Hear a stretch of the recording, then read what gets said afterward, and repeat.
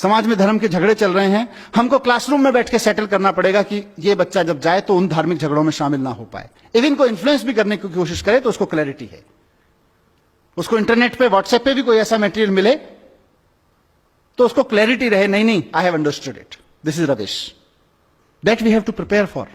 धर्म के जाति के झगड़े हैं, क्षेत्रवाद के झगड़े हैं, क्रिटिकल नहीं है। 5000 साल पहले जिसने कुछ कह दिया उसी को माने बैठे हैं। नया करने की क्षमता पैदा नहीं हो रही है हमारे बच्चों में। आप देखिए कितने बच्चे हैं जो नया पैदा कर सकते हैं, नया सोच सकते हैं, क्योंकि नया करने के लिए रिस्क चाहिए, रिस्क लेने की क्षमता चाहिए, और रिस्क लेने की क्षमता हम लोग नहीं पैदा कर पा रहे हैं बच्चों में। क्योंकि हम जब पैदा कर पाएंगे तो हमारी क्लास में पढ़ने वाले 40 बच्चों में से कम 38 के बीच होनी चाहिए। अभी तो 38 में से 40 में से 2 के बीच है, उसके बहुत सारे और संयोग कारण हो सकते हैं। क्योंकि जब क्लासरूम से रिवॉल्यूशन से पैदा होगा, कॉन्फिडेंस पैदा होगा, नया करने की जिजीशा पैदा होगी, हिम्मत पैदा होगी, तो वो 40 में से 38 बच्चों की में पैदा होगी कम से कम। और उसका नतीजा क्या हो रहा है? एक नेशन जो अपने आप में कॉन्फिडेंट नहीं है, एक सोसाइटी जो अपने आप में अपने थॉट्स पे कॉन्फिडेंट नहीं है, अपने थॉट्स के प्रति क्रिटिकल, अपनी कन्वेंशंस के प्रति क्रिटिकल नहीं है, कुछ नया करने की हिम्मत नहीं जुटा पा रही है। 1500 साल पहले आर्यभट्ट ने कहा था शून्य है, शून्य की खोज की उसने किया, और हमने 1500 साल क्या किया?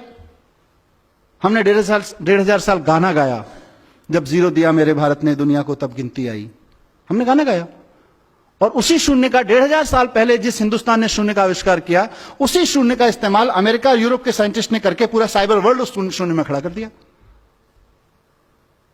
हम गाना गाते रह गए, जब जीरो दिया मेरे भारत ने दुनिया को तब गिनती आई। उन्होंने साइबर वर्ल्ड खड़ा कर दिया। आज वो ट्विटर चलाते हैं, फेसबुक चलाते हैं, गूगल चलाते हैं, यूट्यूब चलाते हैं, हम अपने लड़के लड़कियां नौकरी करने भेजते हैं उनके यहां पे, और हम कहते हैं कि हम तो बहुत महान देश थे पहले से। हम अच्छा हमने किया है, काफी कुछ किया है, ऐसा नहीं है कि एजुकेशन में कुछ नहीं हुआ। मैं with due respect to every educator मैं कहना चाहता हूं कि एजुकेशन की आज तक की बहुत अचीवमेंट हैं। आज मैं अगर आपके सामने खड़ा होकर इस मंच से बोल पा रहा हूं और आप में से कोई इस बात को लेकर क्वेश्चन नहीं कर रहा है कि ये जो आदमी इतनी बड़ी बड़ी बातें यहां कर रहा है, इसका धर्म और जाति क्या है, वो एजुकेशन की अचीवमेंट है आज हमारे यहां। आज आपके सामने कोई आदमी इंटरनेट यूज करता है और आपके मन में कभी भी यह सवाल नहीं उठता, मतलब आपके माने समाज के मन में, समाज में किसी के मन में यह सवाल नहीं उठता है कि इंटरनेट यूज करने वाले की जाति क्या है, जरा पूछ के तो देख लें, इस जाति के लोगों की हिम्मत कैसे हुई इंटरनेट यूज करने की। आज ये क्वेश्चन नहीं बचा है समाज में, वो एजुकेशन की वजह से है। 500 साल पहले गुलाम खरीदना और रखना या गुलाम की तरह बिकना समाज की स्वीकृति में था। आज कोई भी व्यक्ति इस बात को स्वीकार करने को तैयार नहीं है अपने सामने किसी गुलाम को बिकते हुए देखकर। खुद के लिए गुलाम होकर बिकना या खुद के लिए गुलाम खरीदना तो अलग छोड़ दीजिए, ये एजुकेशन की अचीवमेंट है। लेकिन जहां नहीं पहुंचे वहां का चर्चा करना जरूरी है। जो छूट गया एजुकेशन से वो बहुत क्रिटिकल है और वो बहुत स्लो है।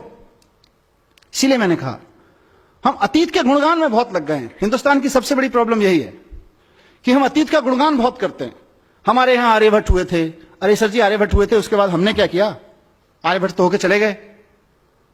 मुझे कई बार लगता है कि अगर आइंस्टाइन हिंदुस्तान में पैदा हुए थे तो हिमालय में एक मंदिर बना देते हम लोग उसका, और समझा रहे होते अपने बच्चों को 14 कोस की परिक्रमा है, सीधे चले जाओगे, पेट के बल लेट के जाओगे तो जल्दी साइंस समझ में आ जाएगी। पैदल जाओगे तो इतने दिन लगेंगे साइंस समझने में, हेलीकॉप्टर से चले गए तो इतने दिन लगेंगे साइंस समझने में।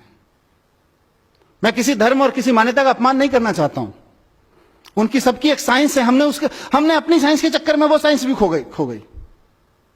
हम सिर्फ 40 रट रहे हैं, आइंस्टाइन 40, आर्यभट्ट 40, और हम 40 का देश बन गए हैं। हम नया सोचने की क्षमता खत्म कर दी है। तो मैं इस सभा के माध्यम से, जैसा मैंने शुरू में कहा कि एक बहुत बड़ा स्वार्थ मुझे यहां पे खींच के लाया है, और मेरा वो स्वार्थ है साथियों, मेरा एक सपना है कि इस देश की पॉलिटिक्स में एजुकेशन एक बड़ा मुद्दा बने, इस देश की सोच में एजुकेशन एक बड़ा मुद्दा बने। मैं एक ऐसे दिन का सपना देख रहा हूं कि हमने बड़े बड़े तरह के इलेक्शन देखे हैं। हम आ गए तो गरीबी हटा देंगे, हम हटा गए तो हिंदुओं को राज दे देंगे, हम आ गए तो मुसलमानों को राज दे देंगे, हम आ गए तो सिख इनका ये कर देंगे, उनका ये कर देंगे। हमने अलग अलग तरीके के अलग अलग रीजनल विज़ावी नेशनल इलेक्शंस में अलग अलग मुद्दे देखे हैं। मैं चाहता हूं कि इस देश में इस बात पर डिबेट हो और पॉलिटिकल पार्टीज आके खड़ी हों और कहें कि अगर हम आ गए तो हम एजुकेशन को यहां लाके खड़ा करेंगे, उस पर इलेक्शन लड़े जाएं। गलत सपना तो नहीं देख रहा जी?